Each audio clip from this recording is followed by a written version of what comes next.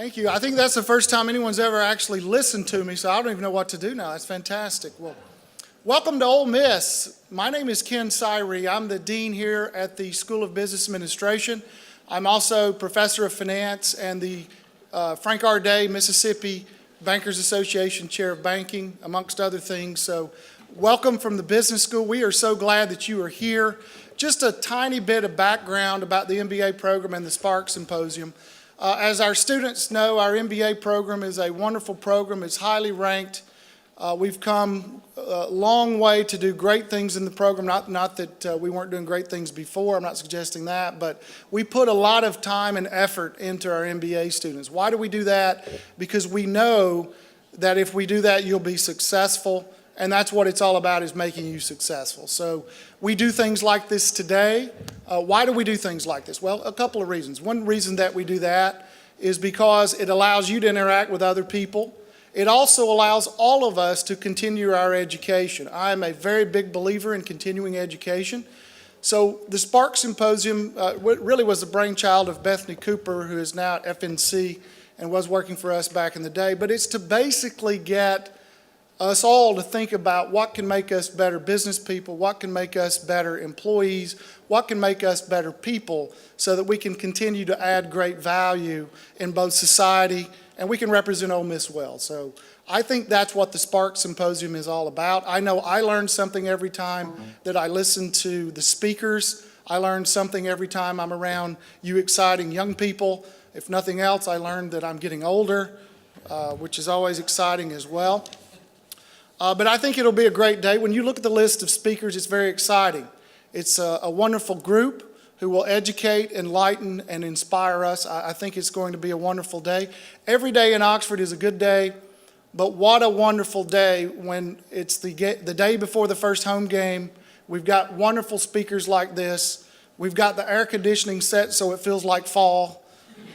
So it's all a wonderful time, and I think it will help us all continue to strive towards excellence. The next thing I want to do is thank our sponsors. Many of them are up front here: Trustmark Bank, Community Trust Bank, and FNC, along with the Ole Miss MBA Alumni Board. And it is my distinct pleasure to introduce our next guest, who will welcome you as well. Our next guest is the 16th Chancellor of the University of Mississippi. He is the former Dean of the Medical School, amongst other things, and also a former President of the American Heart Association. So please welcome Chancellor Dan Jones.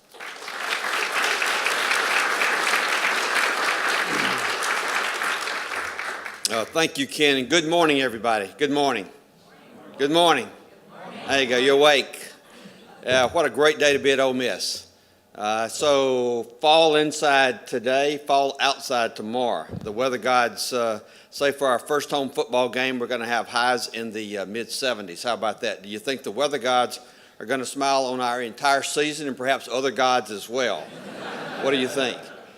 So it's an exciting time to be at Ole Miss. I wish that I could spend the entire day with you. When I got the elevator version of what you're doing today outside the door, I really wished I could call my scheduler and say, cancel everything else and let me just stay in this room all day. I'd really love to do what you're going to do today. It would be inspiring to me. I like a lot of things about this. I like having leaders in front of you. So I lead one class here at our university. It's called the Chancellor's Leadership Class. It's about leadership, and we do a number of things to try to help those students understand leadership. But the primary thing we do is simply put leaders in front of them. We try to gather a diverse group of leaders so that they can see what leaders look and sound like. And this is really exciting to me today. The format of this. Some students and some folks who are engaged in us in other ways in the MBA program, the opportunity to further relationships with your speakers and relationships with each others. And when people ask me what is so special about our university, and I'm asked that a lot by people who know that it's special because they've just been exposed to it in some way, but they haven't yet figured out what the magic is. My answer is always relationships. It's not the buildings. It's not the beautiful trees. It's not the finest shrubbery in the world. It is simply the way we do relationships in our university, and I love what you're doing here today. So thank you for doing that. So let me just say it. Overall, it's an exciting time to be here at Ole Miss. I hope that on one of your breaks today, you'll walk up the sidewalk a little bit and stand in the grove, not where people are fighting for tent spots, but at change of class to see what happens at change of class at our university. What you'll see is that there are a lot of students here. On this campus, more than 19,000. Overall, on all of our sites, more than 23,000 students as part of the University of Mississippi this year. And though about 2/3 of our students are from right here in Mississippi, Chancellor Kayat's vision of this being a great American public university are being fulfilled more and more every day and every year. You'll see students from all 50 states and from more than 90 countries, 98 I believe if the count is correct this year, 98 countries from around the world who have come here for a world-class education. And you'll see the great American dream being fulfilled here on this little spot of earth. You'll see fifth-generation Ole Miss families whose children and grandchildren are here receiving an education like those who came before them. And you'll also see first-generation Americans and first-generation Ole Miss family coming here to do their part in fulfilling the great American dream in their own family lives. So thank you for being here. Thank you for being a part of this. Enjoy the day. I'm envious. Let's have a great weekend at Ole Miss. Thank you.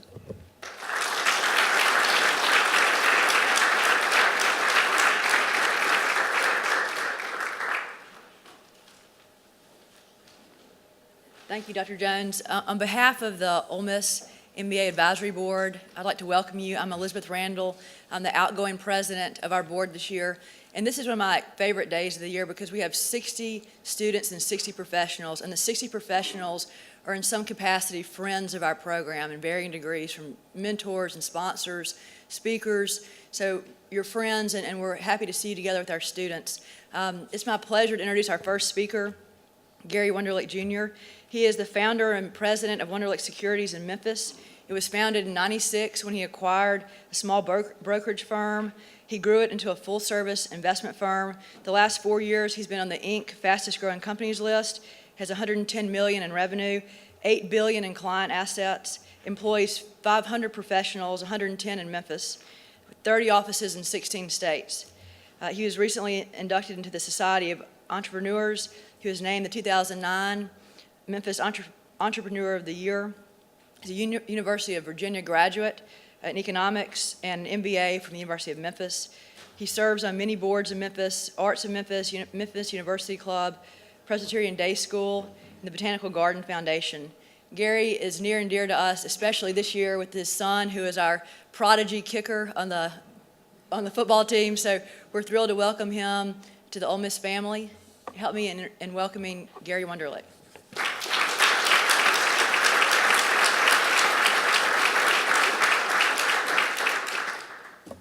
Good morning.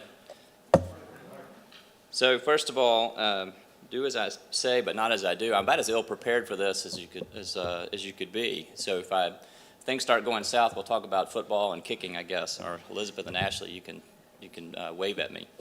What I thought I would do is just, I guess, briefly start and tell you a little bit about myself, I guess, and the career path that I took. As Elizabeth mentioned, I did go to the University of Virginia undergrad. And after that, ended up moving back to Memphis, go to work for a small investment bank called Progressive Capital.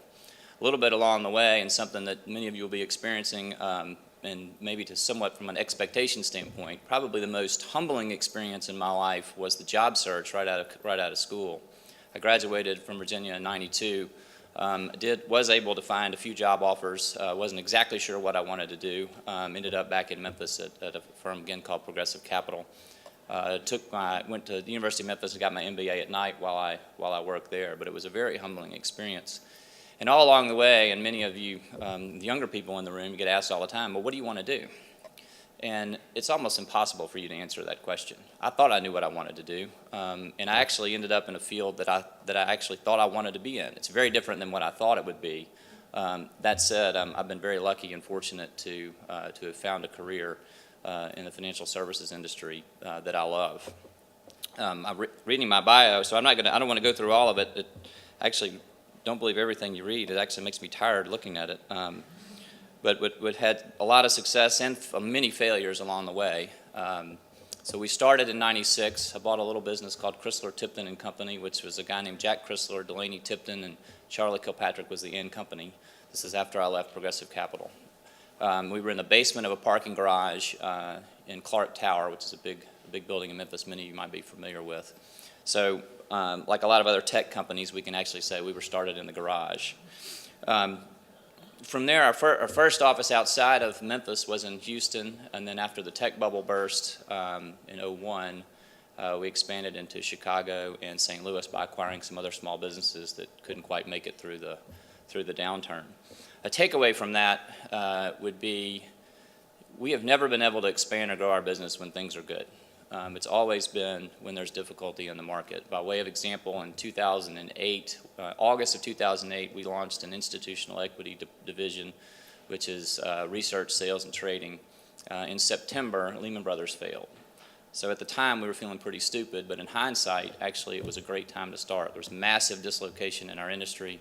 We were able to attract some very, very talented people just because of the upheaval in the world. Our thought actually was we're going to get some really good people and go on and do well, or the world's going to end anyway. It was a very, very scary time that I know many of you are familiar with and hope we never repeat. By other way of example today, and we were talking earlier about the fixed income division. Well, let me back up, I guess. So our business, as it says, we're about 50% wealth management. So these are financial advisors advising individual families for retirement and managing their investments. The other half of our business is split evenly between institutional equities and investment banking and then fixed income. And our fixed income business right now is it's been the most difficult that I've seen in my career. Many of you probably have relatives in the bond business if you live in the area. It's a particularly big industry in Memphis. But given the low interest rate environment, this prolonged downturn for that business is something that I've never seen. That said, as we were talking earlier, it's probably the biggest opportunity we have to grow and expand our business. So again, in every turn when we've been able to grow our business, it's always been out of some sort of difficulty. When the tech bubble burst, we expanded to 2 new locations. And then we've had a couple of downturns between then and now. But right now, our biggest opportunity in front of us is fixed income sales. Back a little bit to the, I guess, the equity capital markets business. It's spread out everywhere. I've actually got, in my opinion, the greatest job in the world. One, I don't focus on any one thing for very long, so that might be diagnosed as something. But we have, with these divisions, there's so many different personalities and so many different people I get to interact with. By way of example, so we have financial advisors who advise individual families and individuals, on their investments, all of which have unique practices and are interesting people. In our equity capital markets business, you have sales, research, trading, and investment banking. You can't find 4 more people that are different, but yet we'll have to rely on each other to do their job every day. One of the brightest people that works for us, he's a research analyst in our office in Denver. He's extremely bright, but he's definitely not a salesman. So it's a very different personality. I find myself having conversations with him a lot of times where he'll be talking to an inanimate object while I'm trying to figure out what the heck he's talking about. But a brilliant man. Obviously, in the sales side, institutional equity sales, these are more sales-oriented people, also very smart. And then the traders, talking about having a lack of focus. I mean, it's a very short attention span, but very driven people to actually make those trades. So what I enjoy most about what I do is the exposure to the different types of people that I've been able to meet really all over the country. I think it said, I'm not sure how many locations we have, but to be able to be from Memphis, Tennessee and have what I would consider some best friends from New York to San Francisco to LA to Denver, I find myself very fortunate. I would say that whatever it is you do or you are looking to do, make sure you have a passion to do it. We've had some of the most difficult times that one could have in our business. We have almost been broke at least 3 times. Hopefully we won't do that again. And then we did find a financial partner last December to make a large investment in our firm, and they have more money in case I lose all of that. So we hopefully have a bright future. But there have been a lot of really ups and downs. And what really got us through it, and probably the secret to our success to date, has been the fact we really do love what I do.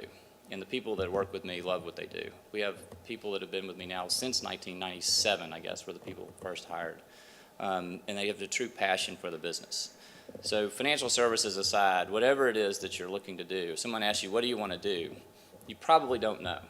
So try to look around and talk to people and see if you're lucky enough, like I was, to find a spot, something that you really, really love to do, and you'll be good at it. Here goes the segue to football, right? So how does your son, my son is, he's going to do starting kickoffs tomorrow, and it's a pretty specialized sport. I think, Hugh, you asked me earlier, he said, how does one even get into that? And the reality was he came out of soccer, he wanted to be on the football team. I'll embarrass him if he were here. He didn't want to hit or get hit, so kicker. He also was pretty good at soccer, and he could punt the ball as the goalie, almost scoring a couple of times on the other end when he was a kid. But again, it goes back to how is he able to be successful at that? It's because he loves it. He absolutely loves it. He has a true passion for it. He'd just soon be out kicking the football than doing anything else.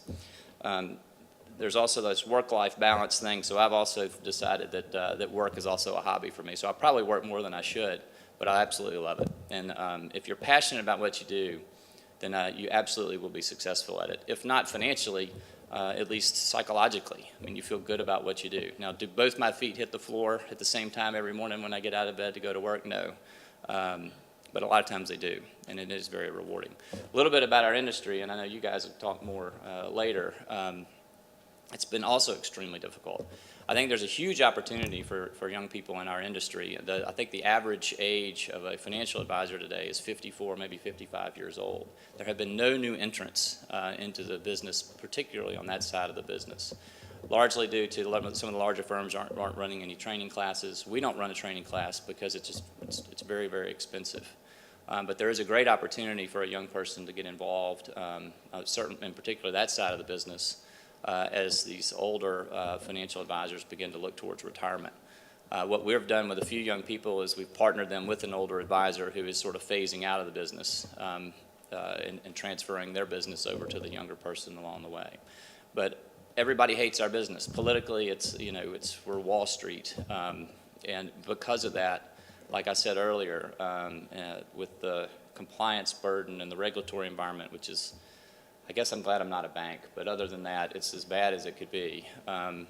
Within all of that difficulty, there is absolutely some opportunity, not just on the financial advisor side of our business, but in banking and research and trading. There have been very, very few entrants into our business. So I think there's a huge opportunity for young people in our industry, and I'm happy to talk further about that. If anyone wants to talk offline, I can give you some ideas. I have, outside of that, I guess, things that interest me or things that I do. You did mention some of the most rewarding things I do are serve on some of these philanthropic boards.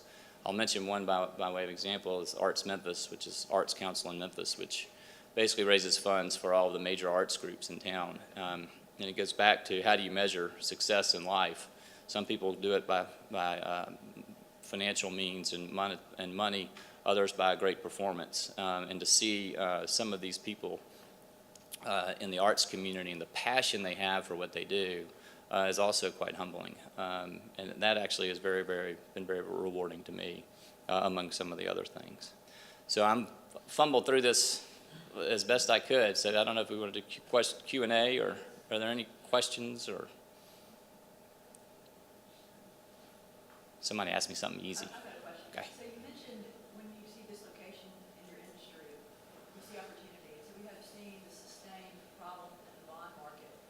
Is that something y'all are looking at expanding, or you feel like that's something y'all break into a little more? We are. So question was, the fixed income business in our industry has been probably the most difficult, since I've been in the business in '96. And we are seeing a lot of opportunity there. We've been able to attract some really good people to build a value-added proposition for for our target clients there, which are largely other financial institutions, depository institutions. And so we've been able to build a pretty good analytical package to be able to offer, do value added for the clients that we call on, which we hadn't been able to do really to date. As well as there was another opportunity with another group that joined us because their firm, size and scale matters. Their firm was small and was sort of suffering under their own overhead. They joined us, brought with them a managed fund of about $500 million of mortgage inventory. So it's a little bit specific, but most of the clients that we target in the middle market on fixed income traffic in mortgages. So we now have access to a very large mortgage trading fund, larger than some of our regional peers. So there's a lot of things that have happened very opportunistically that have given us a niche and an edge to be able to compete in that business. That, and then there's a finite number of accounts. There's maybe 5,500 what I would call middle market banks that we call on. Memphis is unique in that we have 3, if not 4, really good fixed income firms in Memphis, and they do a fabulous job. That said, if you go there, it's very, very difficult to get an account. They're typically already all signed. So we're breaking into that business. So another attraction for people to join us is that we don't have any account conflicts. So anyway, a lot of expansion opportunity for us, in particular in that business.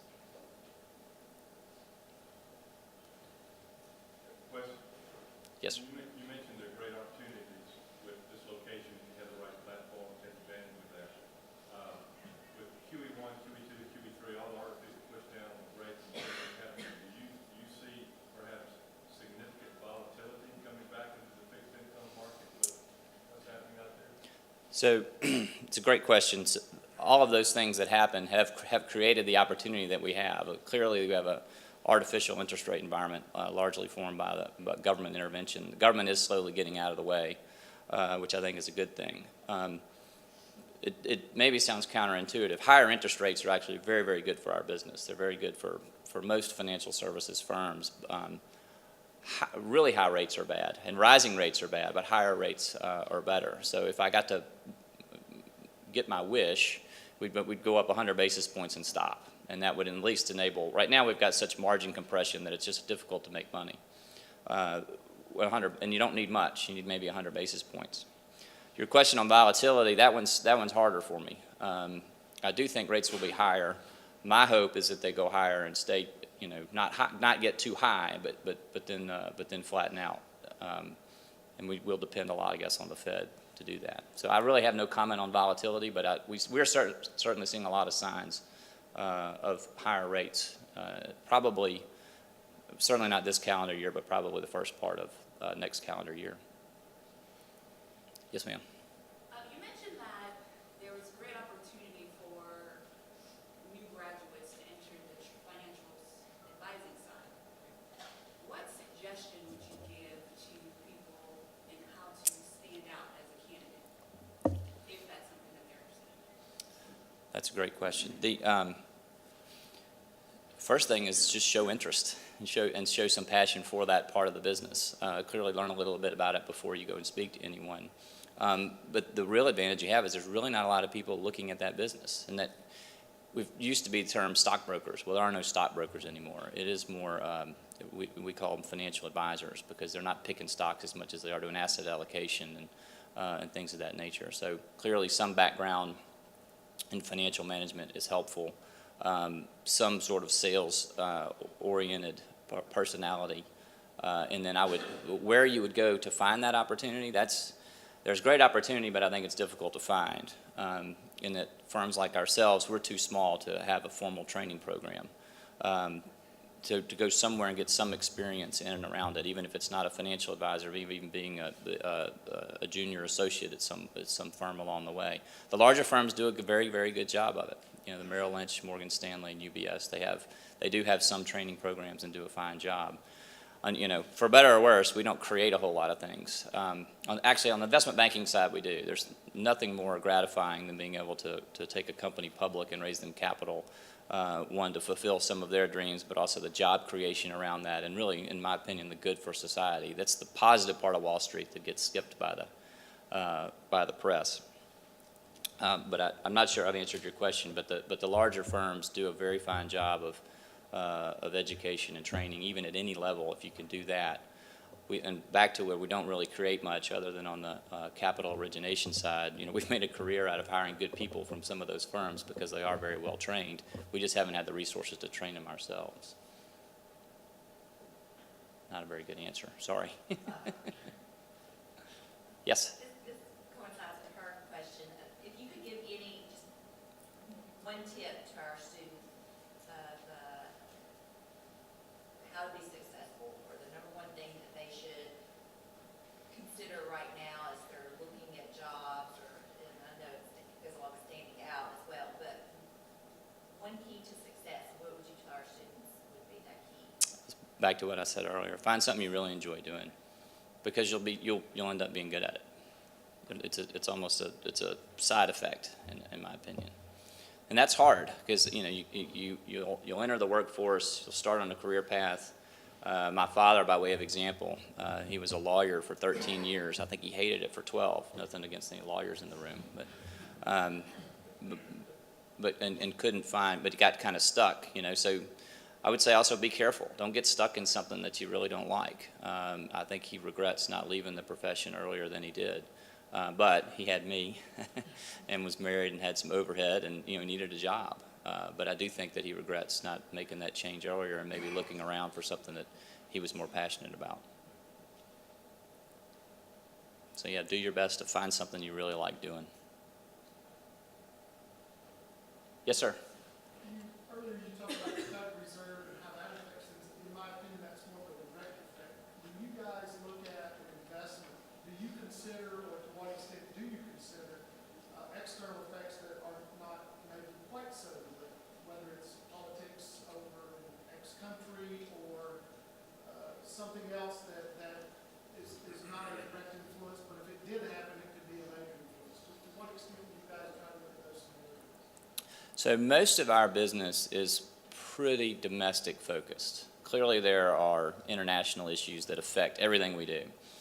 Also, most of our business is interest rate sensitive, so we pay a lot more attention to the Fed and our own economy than we do economies around the world.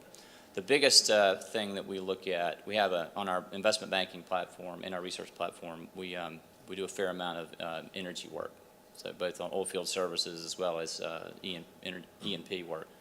Obviously, we've paid very close attention to geopolitical risk and what it may or may not do to oil prices. Outside of that, we don't focus a whole lot on other economies other than how they may affect our economy and our posture on interest rates. We manage about $8 billion for clients. Actually, it's closer to 9 now. And one thing I mentioned, it's actually a danger in our business right now, is because a lot of our clients are older and they're either at retirement age or getting to retirement age, looking for more of a fixed income portfolio. Well, the 10-year treasuries yielding 2.5%, which is not a very good or high return, and not what they probably planned on living on along the way. So we're finding a lot of individuals reaching for yield end up buying other assets that pay a higher coupon or a higher dividend. That said, they're probably taking more risk than they should or that they're aware of. So you asked me a question earlier, and this may be back to your question on volatility. The volatility does make me a little nervous. Again, a slow rise in rates is fabulous. A big spike in rates, there'll be a knee-jerk reaction. There'll be some panic on some of these other assets that are interest rate sensitive, and people will all of a sudden realize some of the risks they're taking that they weren't aware of. So in a perfect world, we'll rise slowly, maybe 25 basis points at a time, get to 100, 150 basis points higher than where we are, and it'll just stop. So that won't happen, but that one can hope. Yes, sir. I resemble a lot of your clients. So what is your crystal ball for the next 6 months? Wow. Crystal ball for the next 6 months. That's hard. I can tell you personally, and what I've done personally is I do think that the equity market is probably peaked or gotten near the peak for the year.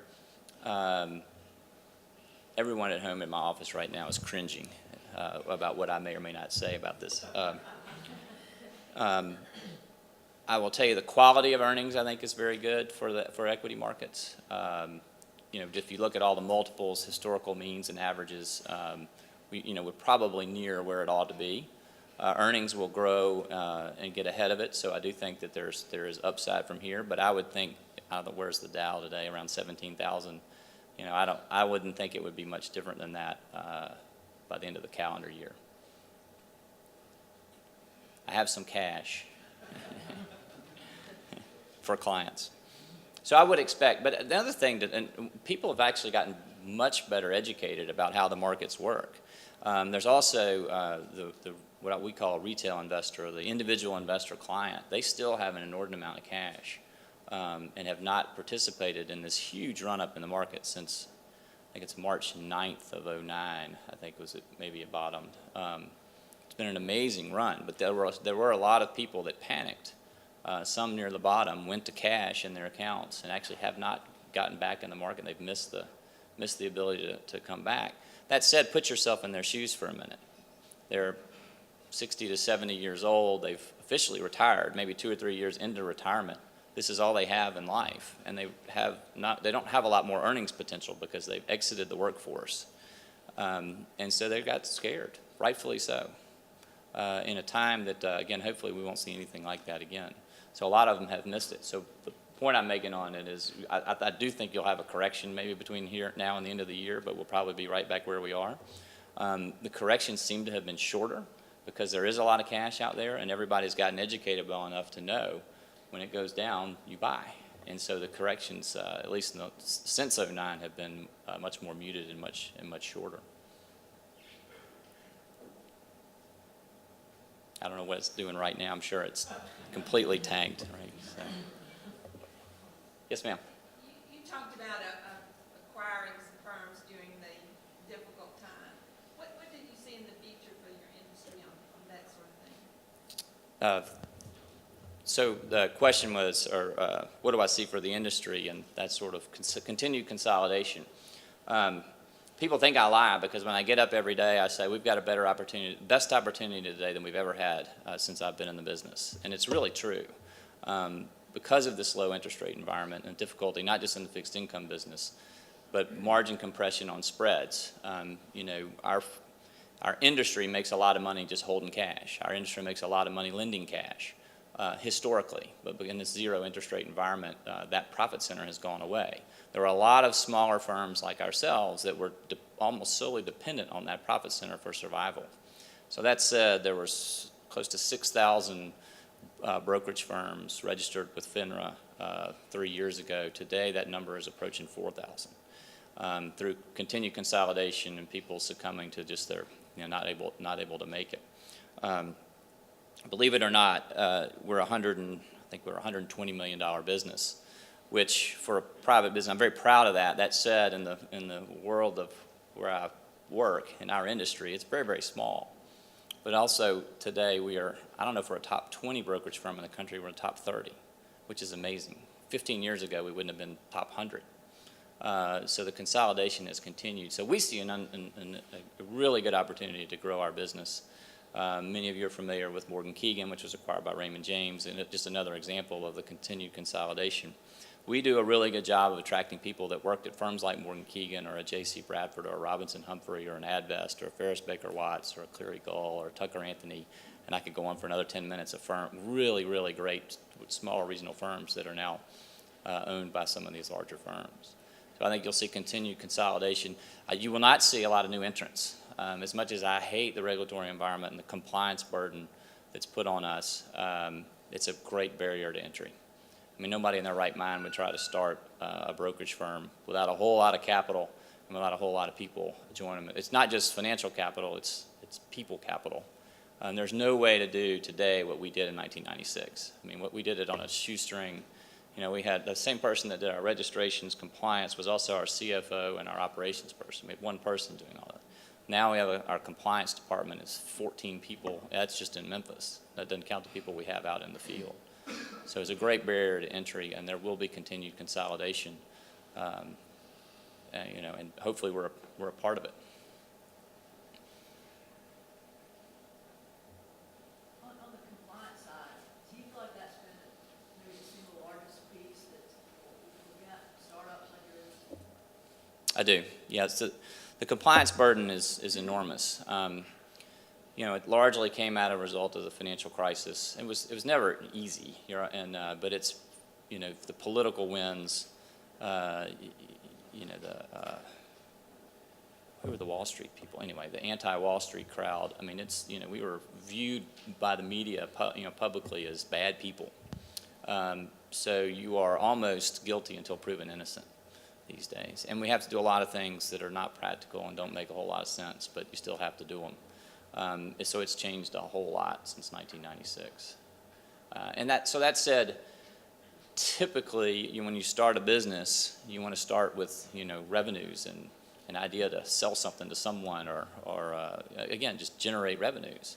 You don't think about, well, I've got to make this huge investment on these people to be able to check boxes and do compliance work, which is a huge burden for a startup, mind you. So the only new entrant that I've seen in the business in the last 5 years anyway has been a firm in St. Louis called Benjamin F. Edwards.